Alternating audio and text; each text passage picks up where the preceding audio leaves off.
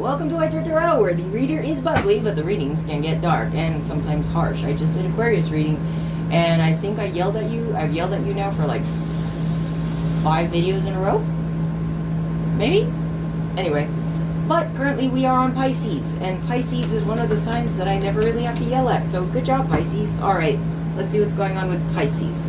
The Hanged Man, seeing things from a different perspective. 4 of Swords, a period of contemplation that leads to enlightenment. Rest and recovery is another thing that I'm getting from that. Page, or Daughter of Pentacles.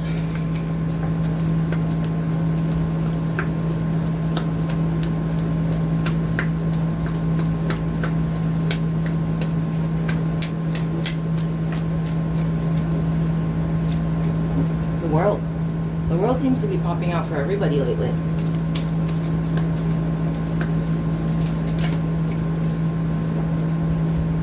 The Magician.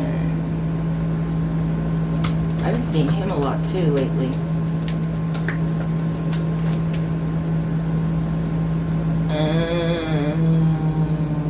Okay. Alright.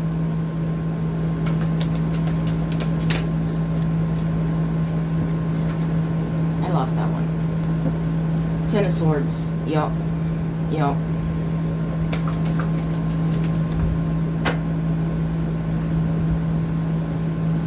4 of Pentacles, the Emperor. Yep. The Emperor is also the Aries card in the deck. And the Mother of Cups. There she is. 4 of Pentacles is about holding on to your resources. 10 of Swords is about harsh endings. And the 6 of Pentacles is about the fruits of your labor coming in. Magician is about manifestation. The World is about endings and new beginnings. Daughter of Pentacles. This speaks of generosity. Okay, so what I'm getting here, between the Hanged Man and the 4 of Swords, is it's like you're seeing something from a new perspective, as in you've got a fresh perspective on something. And what that something is, I'm about to explain here in a minute, because this looks like a story to me. So the World, I've been describing this card a lot lately because it's been popping up a lot lately, but as you can see, the World is built in layers, right? So there's the core, there's a layer, and another layer.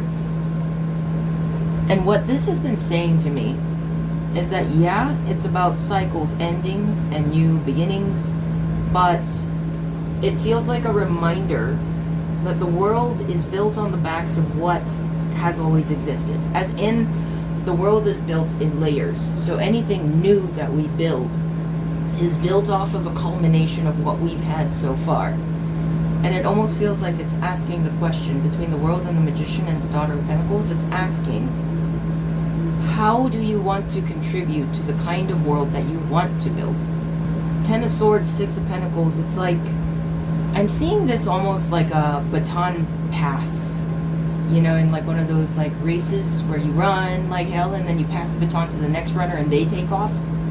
It feels like that moment. What kind of world do you want to pass on to the next generation? And this feels personal, like there's a personal investment in this, like maybe you're literally your own child, right? What kind of world do you want your child to live in? And what can you do to help build that world? Because of this 10 of Swords being here, harsh endings, it's like you've taken your fair share of hits existing in the world thus far. But you've also built a little something for yourself, and that's the fruits of your labor coming in here. Daughter of Pentacles is about giving. It's about generosity. It's about, and you have to have built something for yourself to be able to give it. I'm also hearing this is your world now. It's almost like 4 of Pentacles holding on to resources. It's almost like you're looking at everything that you built for yourself,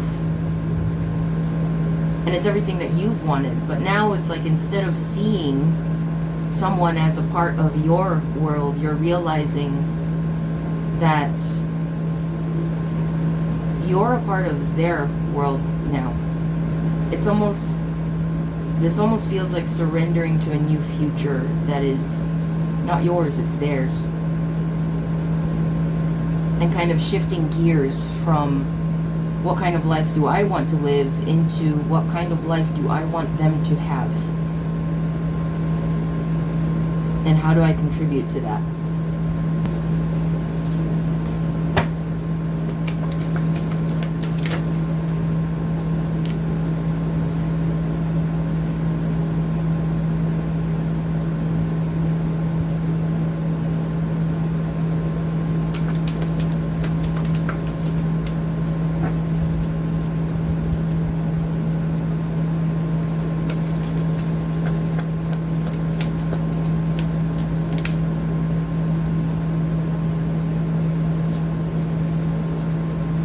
This is interesting. So we've got the 8 of Swords, and that is my growing under pressure card.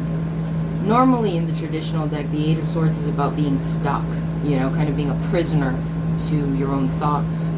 So is the 9 of Swords. The 9 of Swords is like anxiety, anguish, self-imposed prison, mental prison type deal.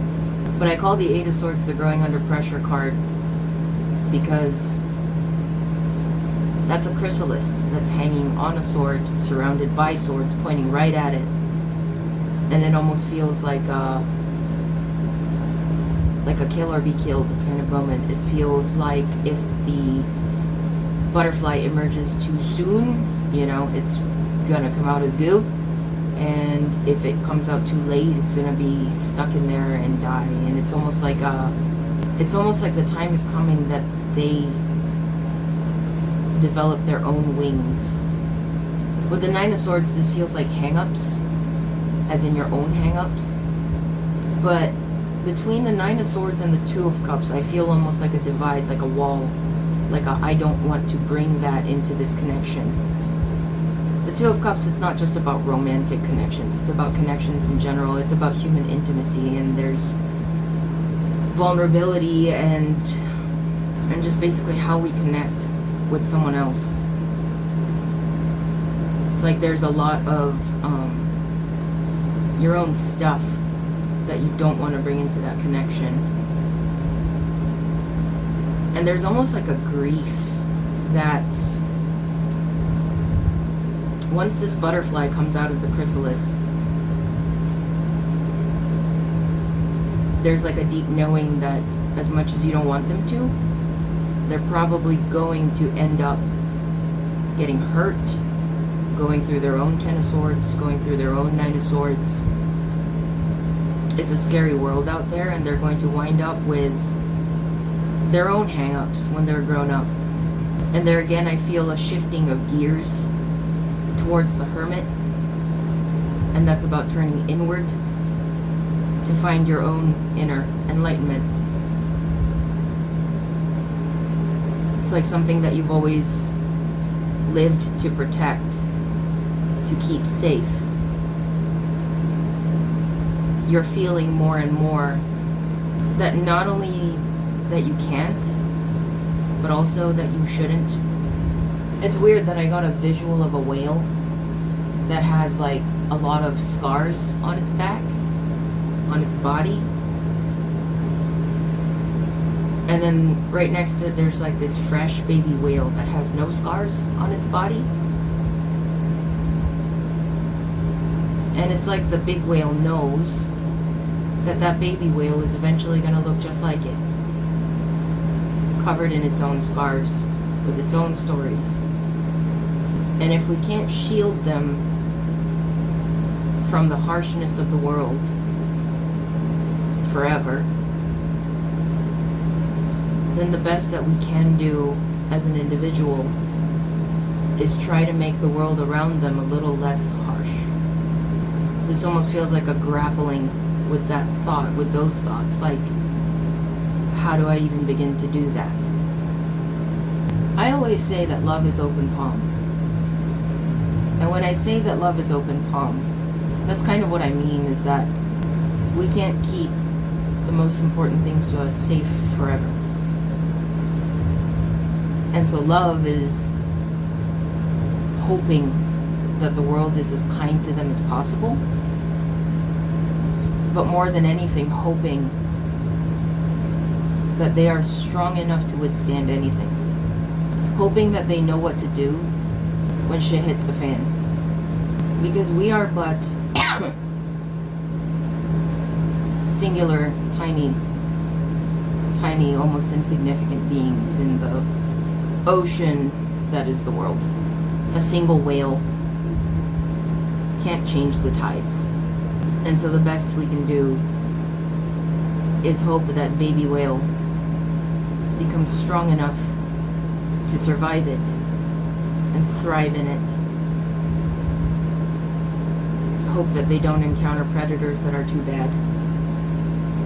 The best we can do is turn our hang-ups into wisdom, turn our pain into wisdom, that we can teach them so that they are as prepared as possible. But ultimately, we can't shield them from everything. This is a really interesting reading. Like, this almost feels like a baton pass. But it's like that energy of like preparing to pass the baton. Preparing for that moment that the butterfly comes out of that cocoon. Alright, well, if you liked what you saw here today, please feel free to like, share, comment, help me out with the algorithm, subscribe, and hit the notification button so that you get notified every time I post a video, and I will see you in the next one.